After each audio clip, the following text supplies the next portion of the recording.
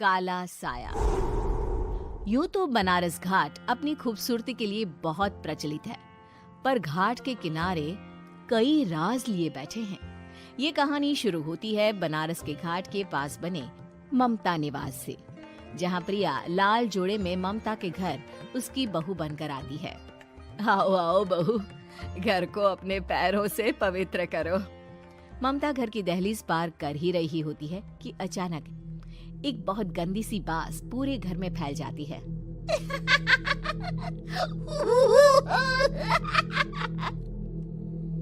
ये बदबू और ये आवाजें, ये कौन हंस रहा है माँ? अब ये पड़ोसी ना हमारे थोड़े अलग से है। कहाँ हम शाकाहारी और ये मांस मच्छी खाने वाले। छोड़, तू ध्यान मत दे और गृह प्रवेश कर। और हाँ बहू, अपनी सास की एक बात हमेशा याद रखना, इन पड़ोसियों से तो कभी बात नहीं करेगी। अच्छे लोग नहीं है ये। अपनी सास की ये बात मानेगी ना बेटा? हाँ माँ, जो आपकी मर्जी, मैं उनसे बात नहीं करूंगी। अगले दिन प्रिया अपनी पहली रसोई बनाने रसोई घर में जाती है। ये छोकी बात तो नाक में जा रही है। एक काम करती हूँ, खिड़की खोल देती हूँ। प्रिया खिड़की खोलने जाती है। इतने जाले, लगता है इस खिड़की को कभी खोला ही नहीं गया। पर ऐसा क्यों? ओह, नॉन वेज की स्मेल आती होगी ना। 2 मिनट के लिए खोल लेती हूँ, फिर बंद कर दूंगी। प्रिया खिड़की खोलती है। खिड़की खोलते ही उसकी नजर सामने वाले घर की खिड़की पर पड़ती है, जहाँ एक लड़की खड़ी होती है। हाथों में मेहंदी, लाल रंग की साड़ी, बिल्कुल सजी धजी, मानो प्रिया की तरह ही वो भी नई नवेली बहू हो। वो प्रिया को देखकर मुस्कुराती है। हे भगवान, माँ ने तो इनसे बात करने को मना किया था। प्रिया फौरन ही खिड़की बंद कर देती है और तवे पर चढ़े रोटी की ओर देखने लगती है, पर वहाँ रोटी न होकर मछली पड़ी होती है। ये क्या? पहली ही रसोई में इतनी बड़ी गलती। हे भगवान, अब मैं क्या करूं? प्रिया बहुत डर जाती है और फौरन रसोई की सफाई करने और फिर सभी के लिए खाना बनाने लग जाती है।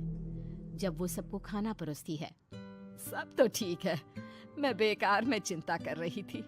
हे भगवान, ऐसे ही बस अपनी कृपा बनाए रखना। रात के वक्त जब सब सो रहे होते हैं, तब प्रिया को पायल की आवाज सुनाई देती है, जिससे उसकी आंख खुल जाती है। ये पायल की आवाज कहाँ से आ रही है? प्रिया उठकर उस आवाज के पीछे छत की सीढ़ियों तक जाती है। तभी उसे बच्चे के रोने की आवाज आती है। प्रिया छत पर जाती है तो क्या देखती है? वही लाल साड़ी वाली लड़की अपनी गोद में एक नवजात बच्चे को घुमा घुमा कर सुला रही है। तभी प्रिया की नजर उसके पेट पर पड़ती है। ओह गॉड, ये तो प्रेग्नेंट भी है। सुनिए, बच्चा सो नहीं रहा है क्या? मैं कुछ मदद करूं? नहीं नहीं, आपके घर वालों को अच्छा नहीं लगेगा, मैं संभाल लूंगी। स्नेहा की गोद से बच्चा हाथ मारकर प्रिया की गोद में आने को छटपटाने लगता है। दोनों घर अगल बगल में बने होने के कारण प्रिया उस बच्चे को गोद में ले लेती है। प्रिया के पास आते ही वो सो जाता है। बच्चे का वो स्पर्श रात भर प्रिया भूल नहीं पाती और अगली सुबह वो छत पर कपड़े सुखा रही होती है। तभी उसे एक औरत इशारा करके बुलाती है। स्नेहा कह रही थी बाबू तुम्हारी गोद में आते ही सो गया। मैं गौरी, स्नेहा की माँ हूँ। बहू, घर आना, बाबू को खिला भी लेना। शाम को जब घर पर कोई नहीं रहता, बच्चे से मिलने के लिए प्रिया छिपकर अपनी पड़ोसन के घर चली जाती है और कुछ देर बच्चे को खिलाकर वापस लौट आती है। इसके कुछ दिन बाद ही प्रिया को पता चलता है कि वो माँ बनने वाली है। ममता की खुशी का ठिकाना नहीं रहता।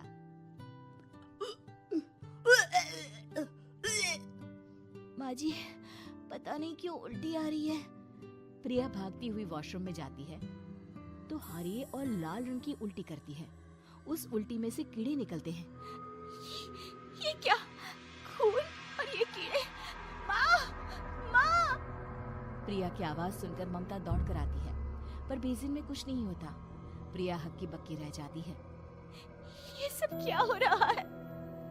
प्रिया घबरा जाती है और अपने कमरे में जाकर सो जाती है। डर के कारण वो इतनी थक जाती है कि उसकी आंख लग जाती है। तब उसे ऐसा लगता है उसके पेट पर मानो कोई बैठा हुआ हो।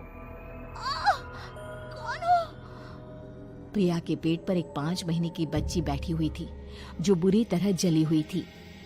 माँ, तुम ही मुझे लाई ना अपने पेट में। मैं तुम्हारी माँ नहीं हूँ। कौन हो तुम? माँ, देखो मैं जल गई बुरी तरह से। 6 महीने पेट में रहने को भी मुझे नहीं मिला। सहला दो ना माँ। बचाओ! बचाओ! माँ! ममता दौड़कर कमरे में आती है। प्रिया की बातें सुनकर वो सब समझ जाती है। तू कहीं बगल वाले घर में तो नहीं जाकर आई ना बहू? मुझे माफ कर दो, मैं गई थी माँ। उस घर में सब मरे हुए हैं बहू। कई साल पहले स्नेहा उस घर में बहू बनकर आई थी। कुछ ही दिन में वो एक बच्चे को जन्म देने वाली थी। पूरा घर बच्चे के आने की खुशी में खोया था कि एक दिन अचानक उस घर में आग लग गई। सब बुरी तरह जलकर मर गए। गौरी आज भी दादी बनने का इंतजार कर रही है और इसीलिए स्नेहा ने अपना अजन्मा बच्चा तुम्हारी कोख में डाल दिया। ममता ये कह रही होती है कि पीछे से उसके पैरों को एक बच्चा पकड़ लेता है। दादी, दादी। माँ, स्नेहा की गोद में यही बच्चा था। ये बच्चा कौन है फिर? तेरी मौत है। तेरी भी दादी। जिस चीज का ममता को डर था वही हो गया। ममता निवास के ऊपर मौत ने चादर बिछा दी थी। प्रिया का पेट ऐसे बढ़ जाता है मानो 9 महीने का हो। 2 हाथ उसके पेट से बाहर निकलते हैं। बहू, संतोष को फोन कर, किसी पंडित जी को बुला बहू। प्रिया का पति भागता हुआ घर आता है। ये तो होना ही था माँ। तेरा पाप तेरे सामने आ गया तो तू सह नहीं पा रही है। स्नेहा घर में आग लगी नहीं थी, माँ ने लगाई थी, प्रॉपर्टी की लालच में। और वो बच्चा मेरी पहली पत्नी का बच्चा है, मेरा बेटा, जो कि उस आग की चपेट का शिकार हो गया था। मैंने तुमसे ये सब माँ के कहने पर छुपाया था। मुझे माफ कर दो प्रिया। तुम अगर चाहो तो यहाँ से जा सकती हो।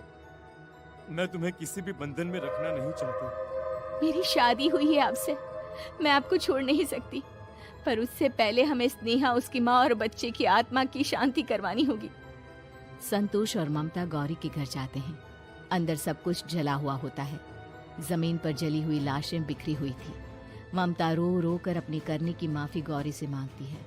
प्रिया स्नेहा के घर वालों का अंतिम संस्कार करवा देती है और ममता निवास फिर से आत्माओं के साए से मुक्त हो जाता है।